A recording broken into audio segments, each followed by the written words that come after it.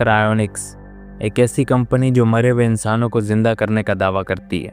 इस वक्त दुनिया में तकरीबन 500 लोगों की लाशें क्रायो प्रिजर्वेशन में हैं और हज़ारों जिंदा लोग अपनी लाशें प्रिजर्व करवाने के लिए कॉन्ट्रैक्ट साइन कर चुके हैं। आखिर ये सोच आई कहाँ से?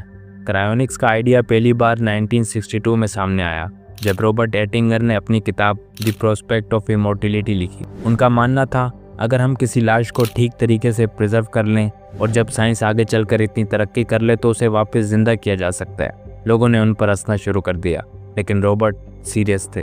1967 में डॉक्टर जेम्स बेडफोर्ड पहले इंसान बने जिनकी बॉडी क्रायो प्रिजर्व की गई। चलिए जानते हैं क्रायोनिक्स काम कैसे करता है। मरने के फौरन बाद बॉडी से ब्लड निकालकर एक केमिकल भरा जाता है, एक तरह का एंटीफ्रीज, ताकि सेल्स डैमेज ना हो। फिर उस बॉडी को लिक्विड नाइट्रोजन में -196 सेल्सियस पर प्रिजर्व किया जाता है ताकि बॉडी सालों तक उसी हालत में रहे और फिर जब साइंस इतनी तरक्की कर ले तो उसे वापस जिंदा किया जा सके।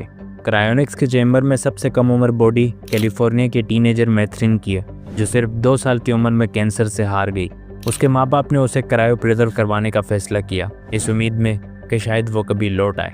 इसी तरह फ्लोरिडा के एक कपल ने अपनी रिटायरमेंट का हिस्सा क्रायो प्रिजर्वेशन में डाल दिया ताकि मौत के बाद वो एक दिन फिर किसी नए शहर नए वक्त में मिल सकें।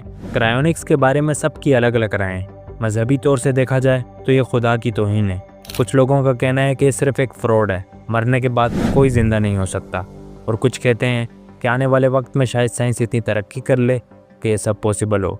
उनका मानना है कि हम इम्पॉसिबल को पॉसिबल बनाने के दौर में जी रहे हैं, जैसे कभी हार्ट ट्रांसप्लांट जैसी चीज़ें भी इम्पॉसिबल लगती थी, लेकिन अब तक ना कोई दोबारा जिंदा हो सका और ना ही साइंस इतनी एडवांस है कि एक लाश को वापस जिंदा किया जा सके।